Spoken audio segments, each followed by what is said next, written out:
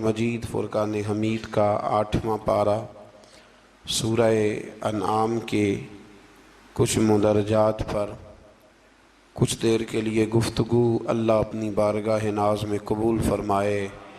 अल्लाह करीम हमें कुरान मजीद की लज्जत अता फ़रमाए, कुरान मजीद के ज़ायक़ों से अल्लाह ताला हमें आशना फ़रमाए। कुफ़ार जो थे वो रसूलुल्लाह सल्लल्लाहु अलैहि वसल्लम से ना तरह तरह के मुतालबात करते थे कि हम उस वक़्त ईमान लाएंगे जब फ़रिश्ते हमारे पास उतर के आएंगे, या बरज़ख और आखिरत के बारे में जो बातें आप हमें बताते हैं वो हमारे लोग वो कहा करते थे कि लोग मर जाएं, मर के ज़िंदा हों, हमें आके बताएंगे तो फिर हम वो बातें मान लेंगे और आपके दावों की तस्दीक करेंगे। तो कुरान मजीद के 8वें पारे की पहली आयत मुबारका में बिल्कुल शुरू में अल्लाह ने फरमाया ये तो दावे जहालत पर मबनी है। ये तो जहालत है ना कि आप कहें कि ये सारा कुछ पहले हमें करके दिखाया जाए। देखें ना, बरज़ख अगर वाज़े कर दी जाए, क़यामत पहले ही दिखा दी जाए तो फिर वो क़यामत तो ना रही। कहते हैं जी हमें पहले दिखाओ, कोई मार के आए हमें आके बताए तो फिर वो दूसरा जहान कैसे रहा। तो अल्लाह करीम ने फरमाया ये जहालत है और ना मानने के तुम्हारे बहाने हैं। आप गौर फरमाए ना कि माँ के पेट में 9 महीने जो शख्स रहता है वो कुछ बताने के काबिल होता है बाहर आके, एक जहान में वो रहा है ना, उसने वक्त गुजारा है। तो ये उनका बिल्कुल बातिल और झूठा दावा था। अल्लाह करीम ने इसे जहालत करार दिया है और हीलाबाजी करार दिया है। आज भी बहुत सारे लोग कहते हैं कि अगर चीज़ें खुल के हमारे सामने आ जाएं तो हम मानने को तैयार हैं। तो भाई जब खुल के आ जाती हैं ना चीज़ें तो फिर अजाब भी साथ आता है।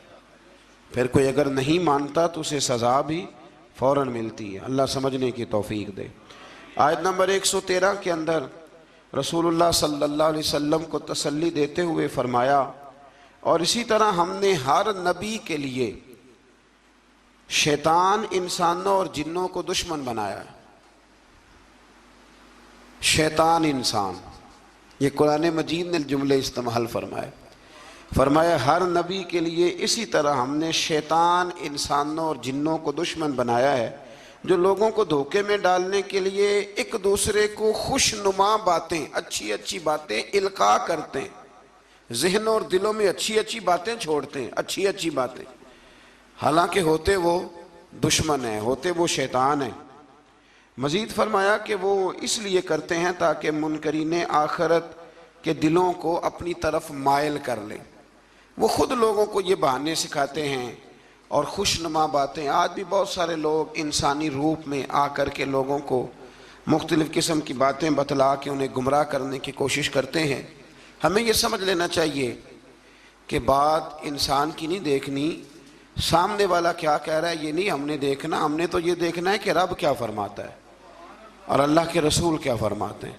अल्लाह रसूल के फरमान की रोशनी में जो शख्स बात करेगा उसकी बात को कबूल किया जाएगा। आयत नंबर 118 से लेकर 119 में फरमाया कि जिस हलाल जानवर पर ज़िबा के वक्त अल्लाह का नाम ना लिया जाए उसे ना खाओ और जिस पर नाम ले लिया जाए उसे खा लो।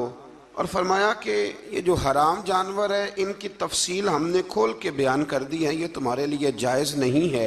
हाँ, हालत इज़तरारी में ऐसी हालत आ जाए कि अब मर जाओगे बग़ैर मुर्दार खाए तो अब तुम्हारे लिए वो खाना जायज़ हो जाएगा। ये जो मुर्दार और हराम होता है ये सिर्फ उस वक़्त जायज़ होता है जब बंदा मर रहा हो, लेकिन इंसान बिल्कुल तंदुरुस्त हो और बिल्कुल वो ठीक ठाक हो फिर भी हराम खाए तो ये उसके लिए दुरुस्त नहीं है। ये तो मरने लगे कुछ ना मिले तो तब उसके लिए जायज़ है।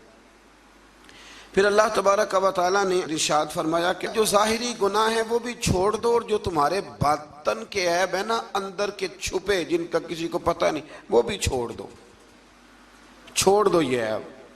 मतलब डॉक्टर आपको कह देता है कि जनाब आपकी तबीयत ख़राब है तो गोश्त छोड़ दो, तो डॉक्टर साहब आप तो ये देखें कि मुझे बुखार है तो आप गोश्त छोड़ने की बात कर रहे हैं, मेरे वजूद पर ज़ख्म है तो आप गोश्त छोड़ने की बात कर रहे हैं। तो डॉक्टर कहता है कि ज़ाहिरी तंदुरुस्ती तब होगी जब बातिन में आप परहेज़ करेंगे। तो रब फरमाता है मुझे तो पता है ना कि तुम क्यों उलझे हुए हो, ظاہر کے گناہ بھی چھوڑ دو اور باطن کے گناہ بھی چھوڑ دو، اور جو گناہ نہیں چھوڑے گا تو جو کرے گا پھر اس کی سزا بھی پائے گا۔ آیت نمبر 123 میں فرمایا کہ وہ شخص جو گمراہی کے بعد ہدایت پا گیا اور قرآن کی ہدایت کی روشنی میں آگے بڑھ رہا ہے، اور وہ جو مسلسل گمراہی میں ہے، یہ دونوں برابر نہیں ہو سکتے۔ ایک جو ہدایت کے راستے پہ چل رہا ہے اور جو گمراہی کے راستے پہ چل رہا ہے، یہ دونوں برابر ہو سکتے، ان میں بڑا فرق ہے۔ آیت نمبر 124 میں اللہ تبارک و تعالیٰ نے ارشاد فرمایا کہ اسی طرح ہم نے ہر بستی میں اس کے مجرموں کو سردار بنایا ہے،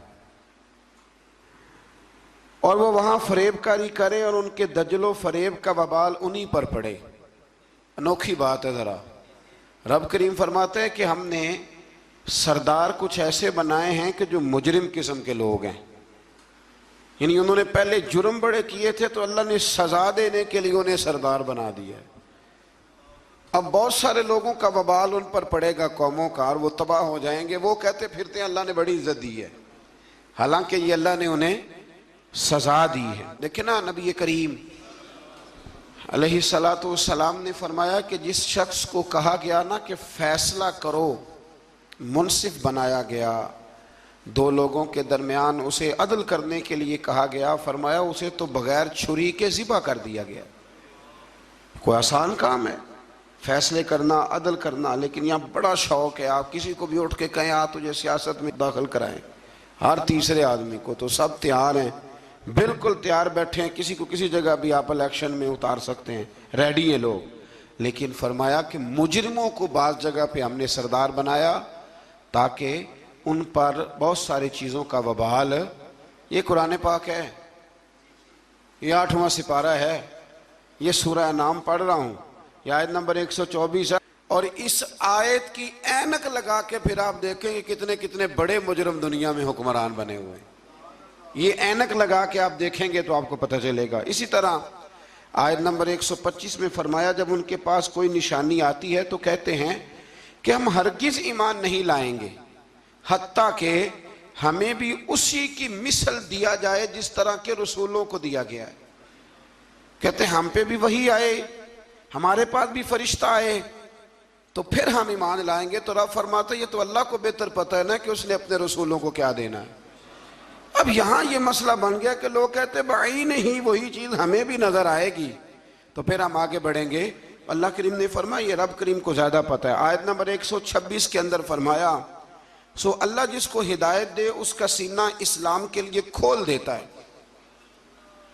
اور جس کو اللہ گمراہی مقدر فرماتا ہے یا فرمانا چاہتا ہے تو اس کے سینے کو قبول حق کے لیے گھٹا ہوا اور تنگ کر دیتا ہے۔ جب لوگ گناہ کرتے ہیں نا تو ان پر ہدایت کے راستے بند ہوتے ہیں۔ ان اللہ لا یہدی القوم الفاسقین، قرآن مجید نے ایک جگہ پہ کہا کہ اللہ فاسقوں کی قوم کو ہدایت نہیں دیتا۔ جب گناہ زیادہ انسان کرتا ہے تو اسے بڑی سزا یہ ملتی ہے کہ اللہ تبارک و تعالیٰ اس کے لیے ہدایت کا راستہ بند فرماتا ہے، اور جب انسان نیکیاں کرتا ہے، کوئی خیر کا کام کرتا ہے، پھر اللہ تبارک و تعالیٰ اس کے حق میں رحمت والے فیصلے فرماتا ہے۔ شیخ شہاب الدین سہروردی رحمۃ اللہ علیہ کا میں کال پڑھ رہا تھا، کسی نے ان سے کہا کہ آپ اپنے آپ کو کیسا محسوس کرتے ہیں؟ تو فرماتے ہیں رب کو کوئی نیکی پسند آ گئی تھی تو اس نے مجھے ماں باپ بھی بڑے شانوں والے دیے، استاد بھی بڑے شاندار دیے، اور پھر رب نے میری غوث اعظم شیخ عبد القادر جیلانی سے ملاقات بھی کرا دی۔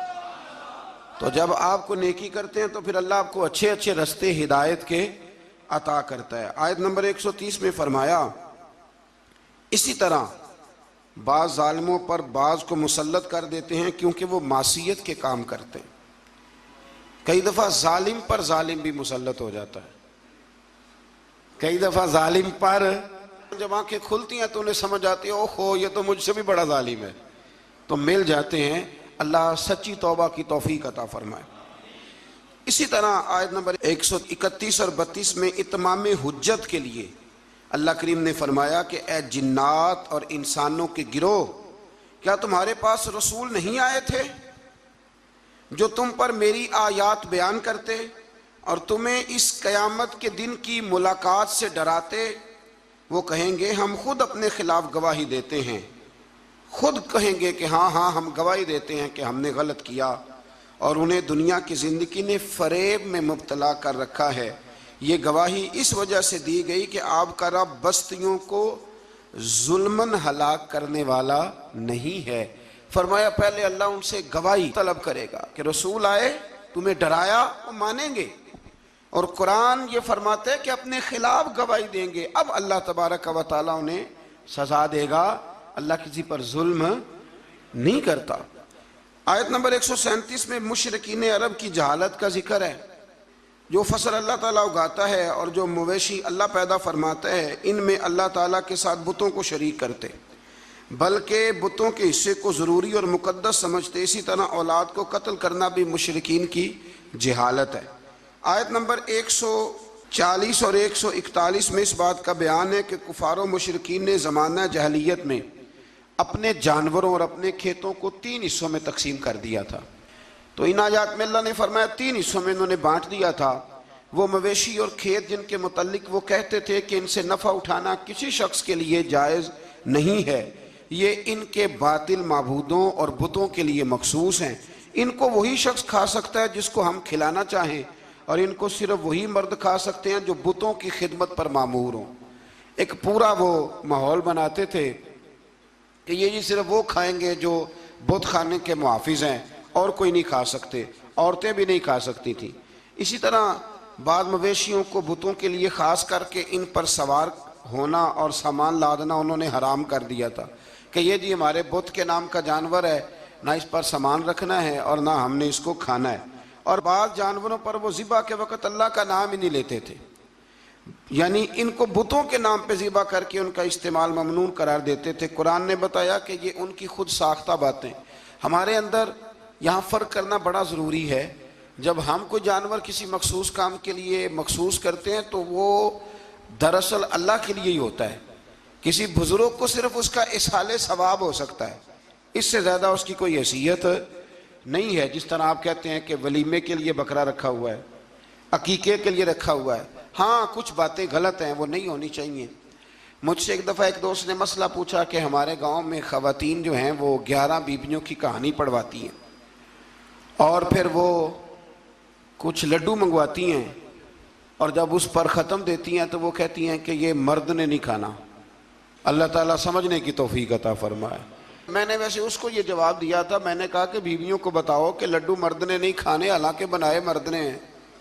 یہ کتنی عجیب بیوقوفی کی بات ہے کہ جس نے بنائے ہیں وہ نہیں کھا سکتا۔ تو یہ اس قسم کی لایانی بے معنی باتیں نہیں ہونی چاہیے۔ عورتوں کو ہمیشہ یہ سمجھنا چاہیے کہ نہ تو وہ کسی کا معجزہ پڑھوا سکتی ہیں، نہ 10 بیویوں کی کہانی پڑھا سکتی ہیں۔ انہوں نے جب بھی پڑھانی ہے سورہ یاسین پڑھوانی ہے، سورہ رحمان پڑھوانی ہے، سورہ ملک کی تلاوت کرانی ہے، سورہ بقرہ پڑھانی ہے، قرآن مجید کو پڑھانا ہے۔ اور بڑا دل کرے کہ قرآن مجید کے بعد بھی ہم نے کچھ پڑھانا ہے تو پھر وہ میرے رسول اللہ پہ درود پاک پڑھوائیں، پھر نبی کریم کی ذات پر درود شریف پڑھائیں۔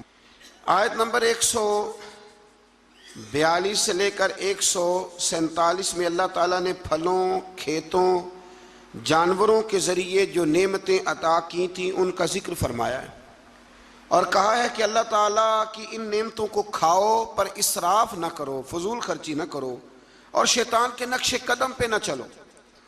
پھلوں اور کھیتوں کی پیداوار میں اللہ تعالیٰ نے حق مقرر کیا ہے، عشر، کھیت کا عشر ہوتا ہے، فرمایا اس کو بھی ادا کرو، اور اسی میں حلال جانوروں کی اقسام بھی بیان فرمائیں، اور اس کے بعد ان قطعی حرام چیزوں کا بیان کیا جو پہلے بھی آ چکا ہے، اور یہ بھی فرمایا کہ یہود کی سرکشی کی وجہ سے ناخنوں والے جانوروں اور گائے اور بکری کی چربی کو ان پر حرام قرار دیا گیا تھا، انہوں نے اسے پگھلایا اور فروخت کیا۔ فرمایا بعض لوگ نافرمانی کرتے ہیں تو اللہ ان پر بعض چیزوں کو حرام قرار دیتا ہے۔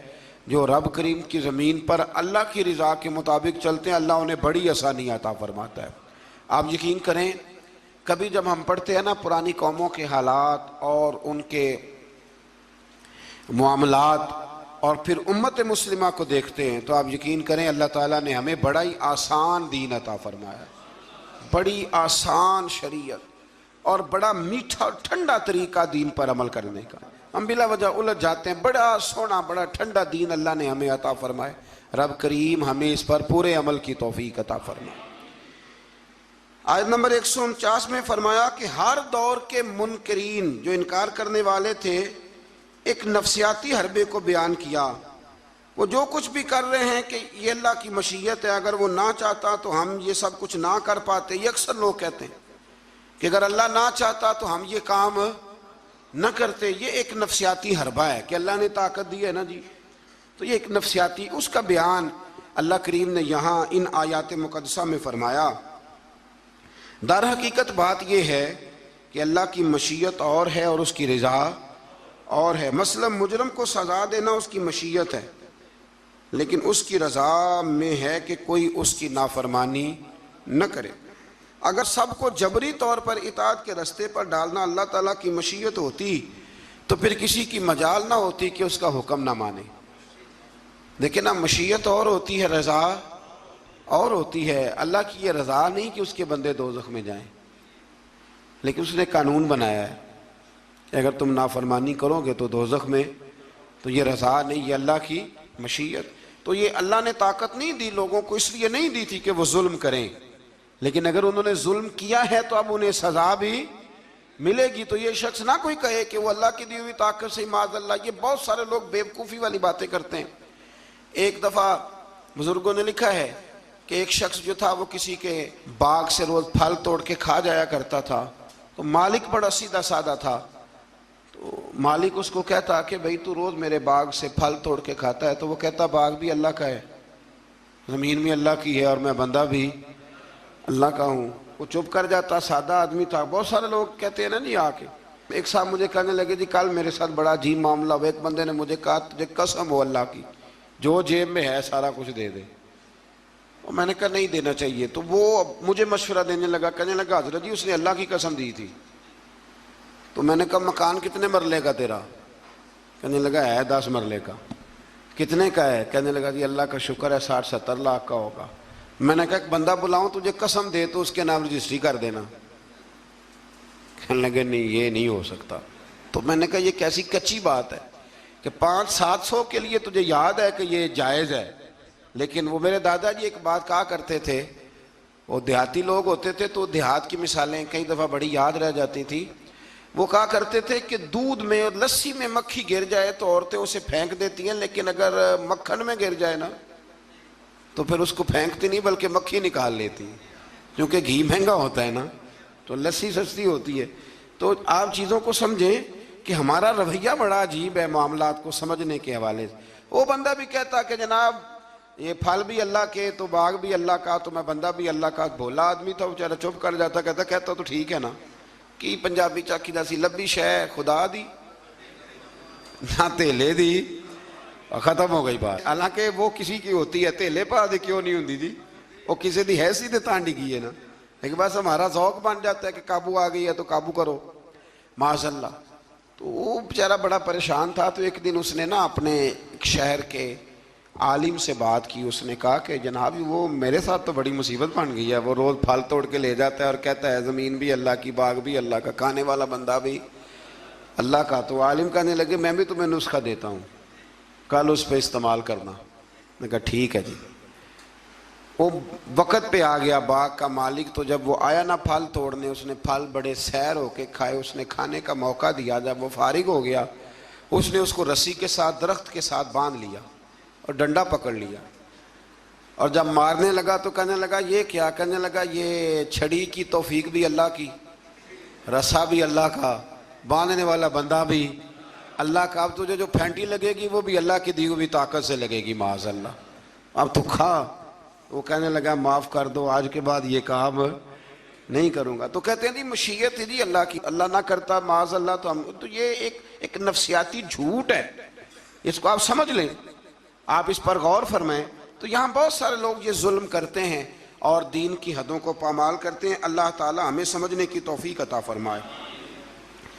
آیت نمبر 152 سے لے کر 161 تک میں اللہ تعالیٰ نے فرمایا، غالباً 9 باتوں کا حکم دیا ہے. سب سے پہلے ارشاد فرمایا کہ اللہ کے ساتھ کسی کو شریک نہ ٹھہرانا. دوسرے نمبر پہ فرمایا والدین کے ساتھ اچھا سلوک کرنا. تیسرے نمبر پہ فرمایا تنگ دستی کے خوف سے اولاد کو قتل نہ کرنا۔ اب تو بڑے بڑے لوگ عالم فاضل ہو کے کہتے ہیں بچے تھوڑے پیدا کرو، حالانکہ میرے نبی کریم علیہ السلام نے فرمایا اس عورت سے نکاح کرنا جو محبت زیادہ کرنے والی ہو اور بچے زیادہ پیدا کرنے والی ہو۔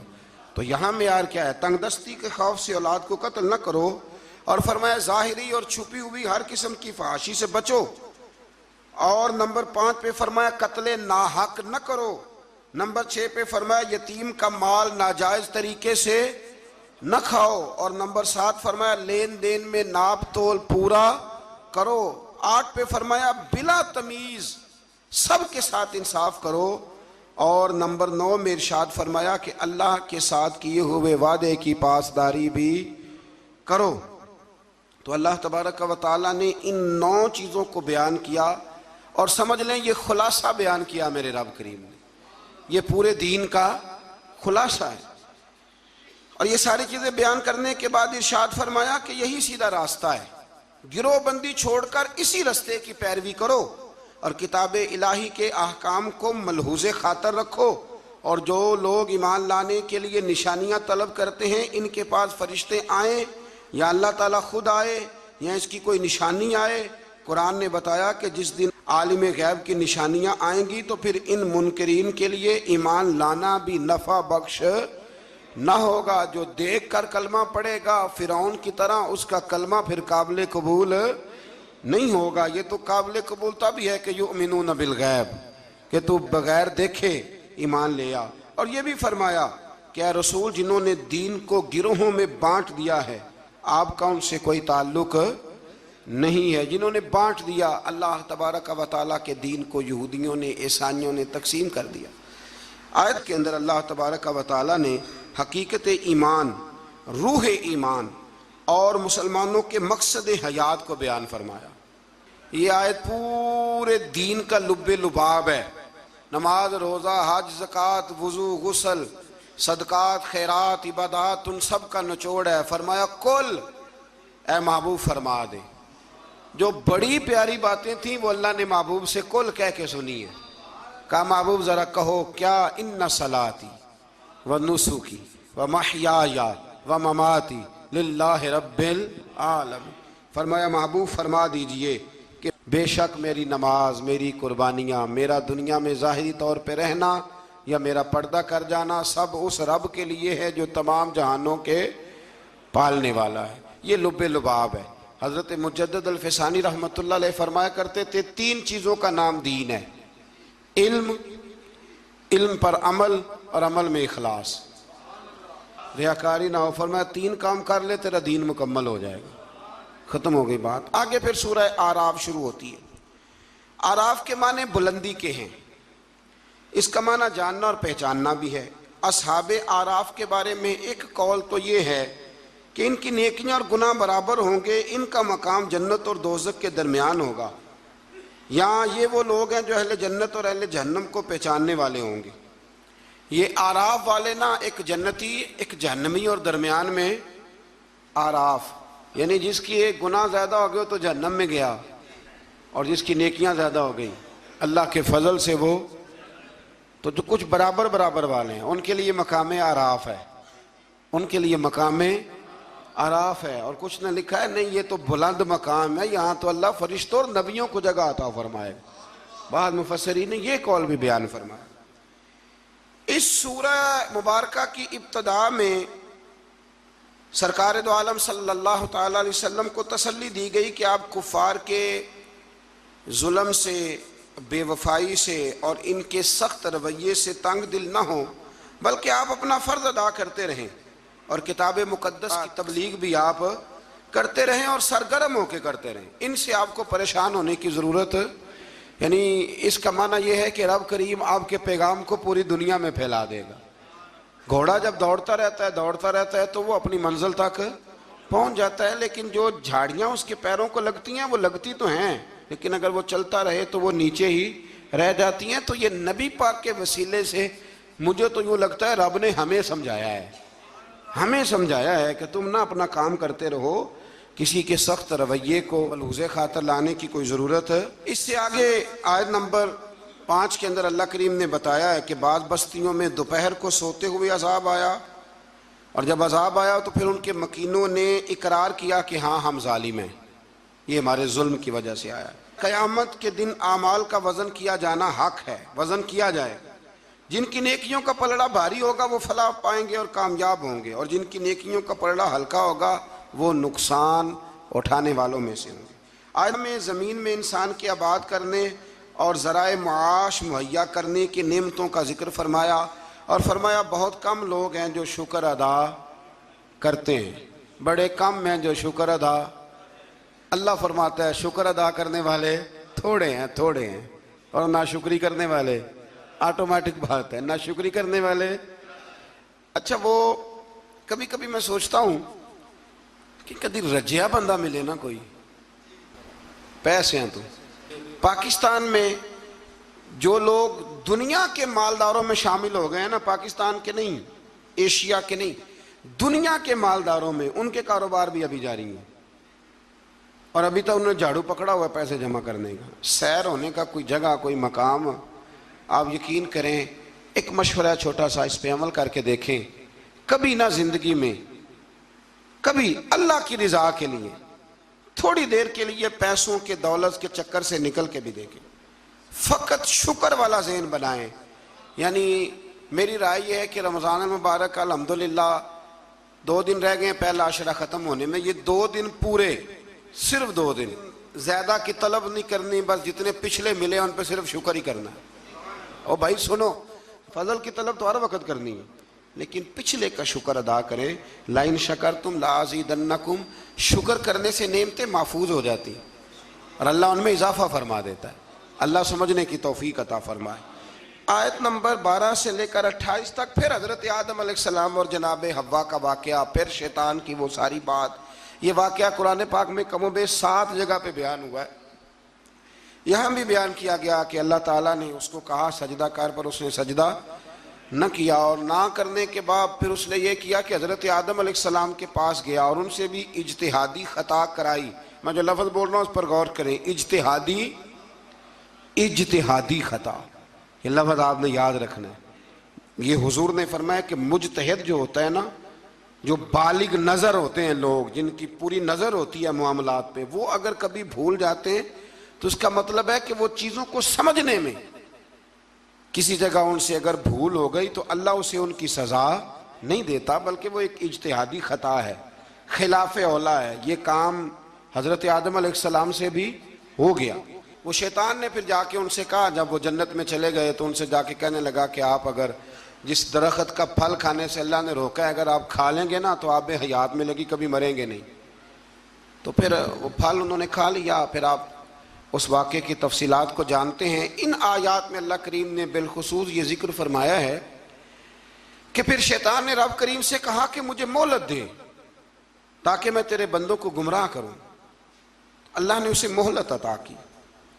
کب تک مہلت دی؟ اللہ تبارک و تعالیٰ نے قیامت تک کے لیے مہلت عطا کی۔ تو میرے بھائی، شیطان مہلت لے کے آیا گمراہ کرنے، اب وہ تو آیا تھا گمراہ کرنے، تو اگر ہم اسے پکی دوستی کر لیں، یارانہ ہی کر لیں، ہم اس کو پہچانے ہی نہ اپنے دشمن کو، اور قرآن نے درجنوں جگہ پہ کہا کہ صرف دشمن نہیں، تمہارا کھولا ہوا دشمن ہے، اعلانیہ دشمنی کرتا ہے، اسے پہچانیں، اس کا خیال کریں، اس پر توجہ کریں۔ ہم ایسے بزرگوں کو بھی جانتے ہیں کہ جن کو شیطان سمجھتا تھا کہ ان پر ہمارا داؤ نہیں چل سکتا، سمجھتا تھا وہ، اور کچھ رب کے بندے ایسے جن سے ویسے ہی بھاگ جاتا ہے۔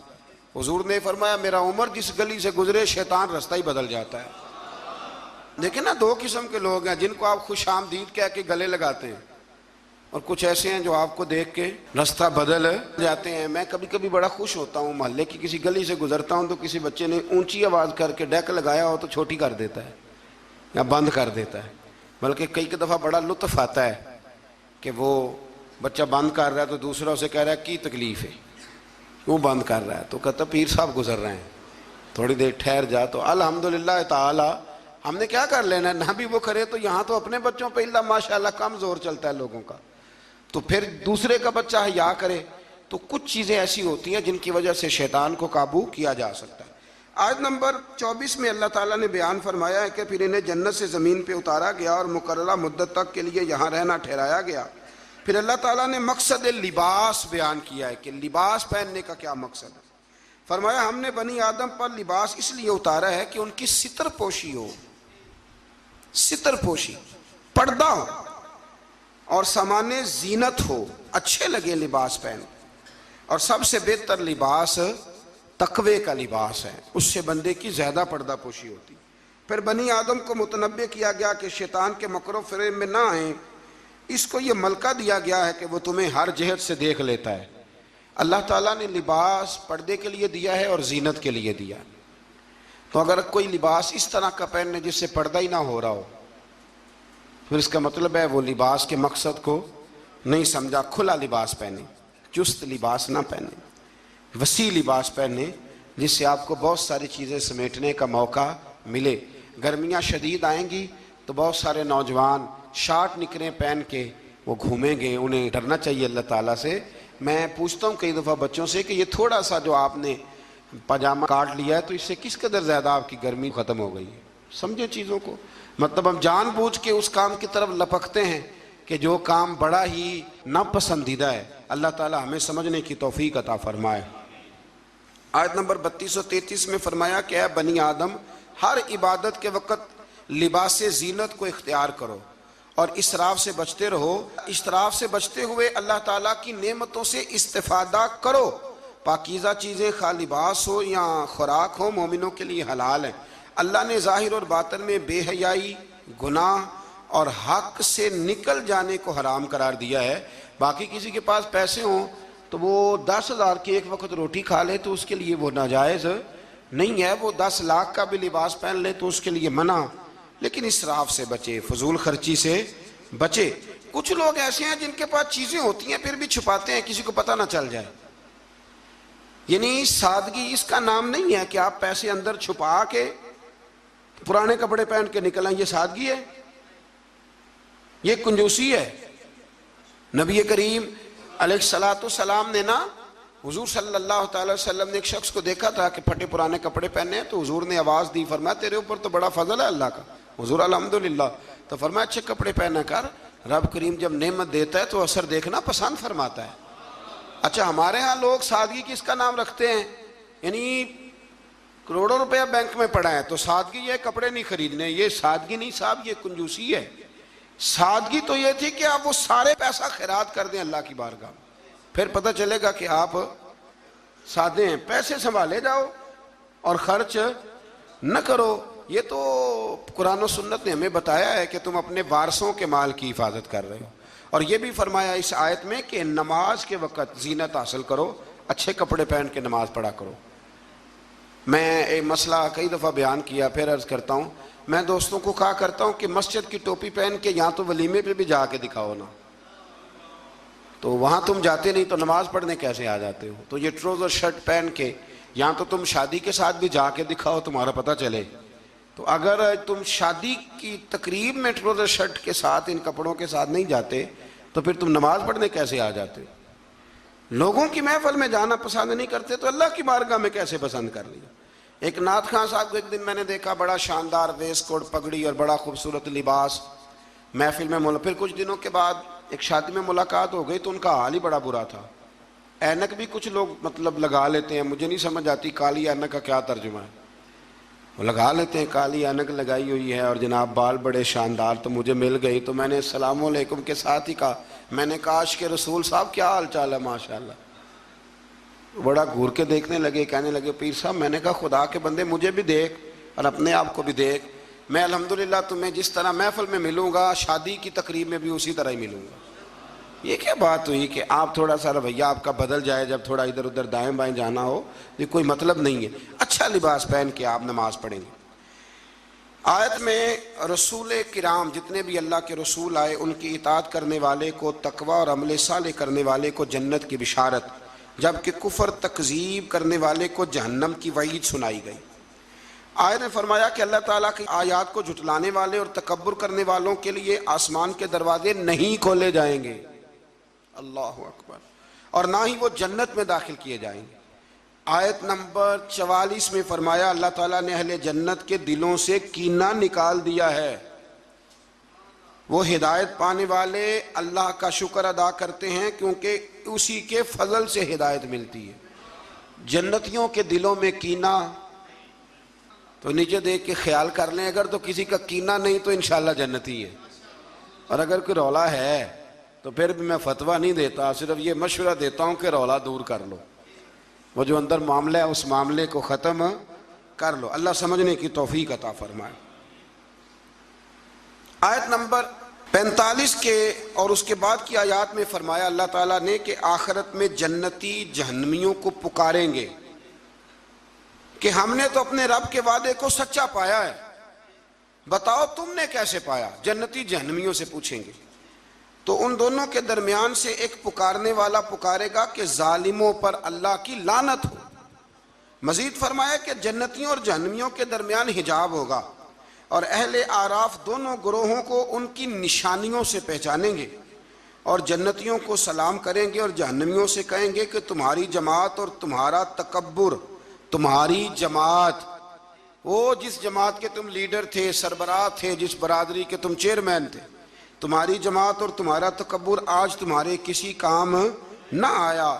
جہنمی جنتیوں سے استدعا کریں گے، گزارش کریں گے کہ ہم پر تھوڑا سا پانی انڈیل دو، تھوڑا سا انڈیل دو، اور جو نعمتیں تمہیں عطا ہوئی ہیں ان میں سے تھوڑا سا ہمیں بھی دے دو. مگر اللہ تعالیٰ نے فرمایا کہ یہ چیزیں کافروں پر حرام ہیں، ان کے لیے ہیں ہی نہیں.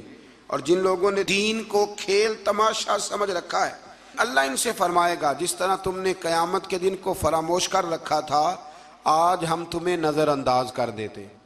آیت میں اللہ تعالیٰ کی قدرت کی نشانیوں کا بیان فرمایا اور اس کے بعد فرمایا اپنے رب کو گڑ گڑا کر چپ کے اس کے عذاب سے ڈرتے رہو. یعنی اپنے رب کو جب پکارو تو گڑ گڑا کے پکارو اور اس کے عذاب سے ڈرتے رہو، اس کی رحمت کے یقین رکھتے ہوئے. اور زمین میں اصلاح کے بعد فساد. آیت کے اندر اللہ تعالیٰ نے باران رحمت یعنی بارش کے نظام کے بارے میں بتایا ہے کہ اس کی حکم سے ہوائیں پانی سے بھرے ہوئے بادلوں کو چلا کر لے جاتی ہیں اور بنجر زمین پر برسا کر اس میں اللہ کی نعمتیں پیدا کر دیتی ہیں. سبحان اللہ.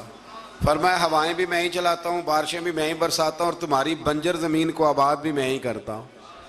تم آتے ہو تو فصل باندھ کے نکل جاتے ہو، پھر کو کہنا عشر دے دو تو کہتا ہے خرچے نہیں پورے ہوندے، پھر سب ادھر الجھ جاتے. اسی طرح مردوں کو دوبارہ زندہ فرمائے گا. پھر فرمایا کہ اچھی زمین اللہ کے حکم سے سبزہ اگاتی ہے اور خراب زمین باغ و بہار نہیں لاتی. یہ مثالیں دے کے قرآن یہ بتاتا ہے کہ انسان کے دل و دماغ کی زمین کا حال بھی ایسا ہی ہے. یعنی پاکیزہ دل و دماغ میں ایمان قرار پاتا ہے اور اعمال کے ثمرات پیدا ہوتے ہیں، جبکہ خبیث دل و دماغ میں خیر کے پھل اور پھول پیدا نہیں ہوتے. کہتے ہیں جی میں تو بڑا عرصہ رہا ہوں پر مجھے تو وہاں سے کچھ نہیں ملا. تو اگر آپ پلستر کرا کے گئے ہوں دل پہ سیمنٹ کا تو پھر کیسے ملے گا؟ کچھ ایسے بھی ہوتے ہیں، کوئی آیا اور لے کے چلا گیا. ہاں، زمین سرسبز و شاداب ہونی چاہیے.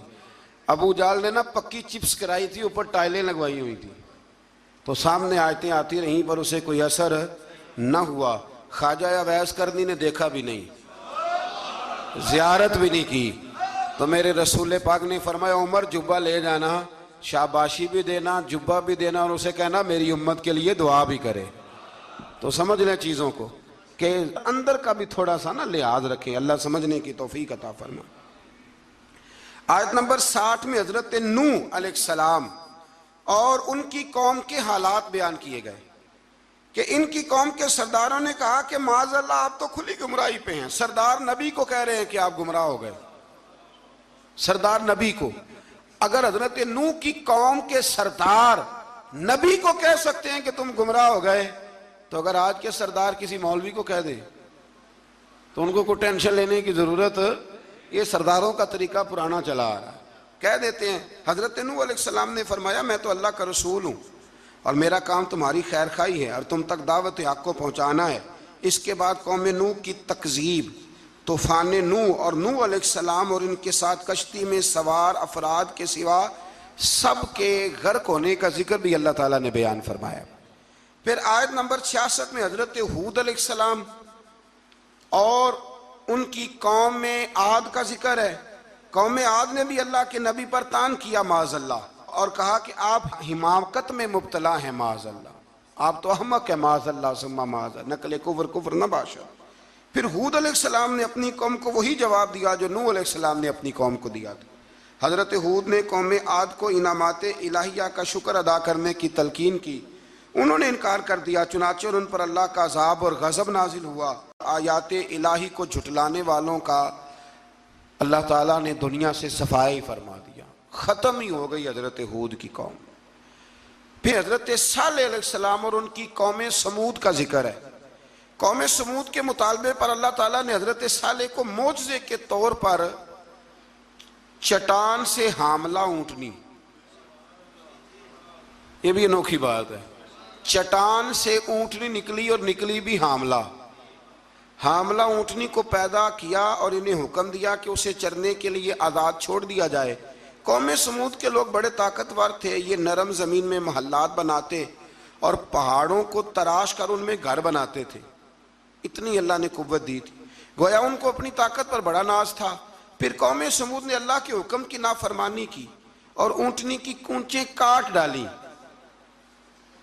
اللہ تعالیٰ نے ان کی سرکشی کی سزا اس طرح دی کہ ان پر رات کو زلزلے کا عذاب آیا، اور صبح وہ اپنے گھروں میں اوندے منہ الٹے منہ مرے ہوئے پڑے تھے۔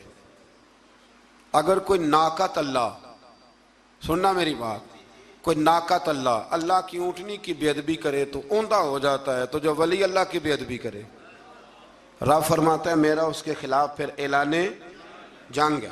آیت نمبر 81 میں حضرت لوط علیہ السلام اور ان کی قوم کا ذکر ہے کہ وہ بے حیائی میں اپنے زمانے کے سب لوگوں پر سبقت لے گئے، اپنی جنسی خواہش کو غیر فطری طریقے سے پورا کرتے تھے۔ اس کی تفصیل ہے، یہاں وقت نہیں ہے۔ اصل میں یہ جو قوم تھی نا، ان کے پاس باغات تھے بڑے سرسبز و شاداب، تو مہمان بڑے آتے تھے، تو ان کی خواہش تھی کہ مہمان نہ آئیں، بہت زیادہ لوگ آتے تھے، حالانکہ مہمان تو اللہ تعالیٰ کی رحمت ہوتا ہے۔ تو شیطان نے پھر انہیں ایک طریقہ بتلایا، مہمان آتے تو یہ معاذ اللہ مرد مردوں کے ساتھ بدفعلی کرتے، شیطان نے انہیں یہ طریقہ بتلایا، غیر فطری طریقے سے اپنی جنسی خواہش کو پورا کرتے۔ جب اللہ تعالیٰ کے نبی عذاب کا ڈر سناتے تو وہ حضرت لوط علیہ السلام کا مذاق اڑاتے، بالآخر اللہ تعالیٰ نے ان پر عذاب نازل کیا، اور یہ لواطت، مرد کا مرد سے بدکاری کرنا، اس کی سزا اللہ نے یہ دی کہ آسمان سے پتھر برسائے، اور اس طرح ان کا نام و نشان مٹا دیا، یہاں تک کہ لوط علیہ السلام کی وہ بیوی جو قوم میں لوط کی ہم خیال تھی، وہ بھی عذاب سے نہ بچ سکی، اور صرف حضرت لوط علیہ السلام اور ان کے ساتھ قبیلے کے جو چند نیک لوگ تھے وہ بچے۔ میں نے ایک دفعہ پہلے بھی بات بیان کی تھی، پھر ایک عرض کرتا ہوں، کبھی کبھی نا نوجوان جب موٹر سائیکلوں پہ اکٹھے بیٹھے ہوتے ہیں، یہ قرآن ہے نا جی، یہ کوئی بے حیائی کی بات نہیں، یہ قرآن ہے، قرآن اگر اس بات کو بیان کرتا ہے تو اس کا مطلب ہے یہ ضروری کام ہے۔ تو میں جب ان کو دیکھتا ہوں تو کئی دفعہ دل کو بڑی اذیت پہنچتی ہے کہ مطلب سر عام بچے شرارتیں کرتے ہیں اور ایسی غیر اخلاقی حرکتیں کرتے ہیں کہ جو پڑھے لکھے سمجھدار نوجوانوں کو زیب نہیں دیتی۔ ان کو سمجھنا چاہیے، خیال کرنا چاہیے۔ میں نے پہلے بھی ایک دفعہ کہا تھا، لیکن مسئلہ بتانا میری ذمہ داری ہے، بغیر داڑھی کے جو خوبصورت لڑکا ہوتا ہے اسے امرد کہا گیا، امرد، یعنی اس کا حکم اسی طرح جس طرح آپ کسی عورت کو بے پردہ دیکھتے، وہ امرد ہے بغیر داڑھی۔ اور حضرت سیدنا حسن بصری کے پاس ایک نوجوان آیا تو وہ رو پڑا، آپ نے فرمایا کیوں روتے ہو؟ کہنے لگا حضور میں بڑا پکا حافظ تھا، میں نے 12-14 مصلے قرآن پاک کے سنائے۔ فرمایا پھر کیا ہوا؟ کہنے لگا حضور اللہ نے سزا دی ہے، میں قرآن بھول گیا ہوں۔ فرمایا کس طرح؟ فرمانے لگے کہ بے ریش بغیر داڑھی والے خوبصورت لڑکے کو گندی نظر سے دیکھ بیٹھا تھا، اللہ نے یہ مجھے سزا دی۔ پھر حضرت حسن بصری نے طریقہ بتلایا، پھر اس نے توبہ کی، تو سمجھ لیں کہ یہ اتنا برا فعل ہے کہ یہ کرنے والے پر آسمان سے پتھر برستے ہیں۔ حضرت لوط کی قوم پر تو آج اگر قوم یہ کام کرے، ہم جنس پرستی، عورتوں کا عورتوں کے ساتھ، شادی ہونے تک کے واقعات، عورت کے عورت کے ساتھ، مرد کے مرد کے ساتھ، لوگ اس کو آزادی کا نام دے رہے ہیں۔ یہ آزادی نہیں، یہ بے حیائی ہے، یہ فحاشی ہے، یہ عریانی ہے۔ اللہ تعالیٰ ہمیں سمجھنے کی توفیق عطا فرمائے۔ پھر آخر میں آیت نمبر 86 میں اللہ تعالیٰ نے اس پارے کی جو آخری آیات ہیں اس میں اللہ تعالیٰ نے حضرت شعیب علیہ السلام اور ان کی قوم کا ذکر فرمایا۔ قرآن نے بیان کیا کہ ان کی ناپاک خصلتیں یہ تھی کہ وہ ناپ تول میں ڈنڈی مارتے تھے، یعنی رمضان المبارک کے اندر بھی مقناطیس نکل آتا ہے ترازوؤں کے نیچے سے، رمضان میں آپ سمجھ لیں مقناطیس نکل رہا ہے ترازوؤں کے نیچے، یہ حال ہے۔ ڈنڈی مارتی تھی شعیب علیہ السلام کی قوم، اور دوسروں کی چیزیں کم تول کے دیتے تھے، اور راستے میں بیٹھ کر اہل ایمان کو ڈراتے اور انہیں راہ راستے روکتے۔ انہیں بھی کہا گیا کہ فساد فی الارض سے باز آؤ اور اپنی پہلی سرکش امتوں کا انجام دیکھ لو، لیکن وہ بھی باز نہ آئے تو پھر اللہ نے ان پر بھی عذاب نازل فرمایا۔ اللہ تعالیٰ آسانی عطا کرے۔ آخر دعوانا الحمد۔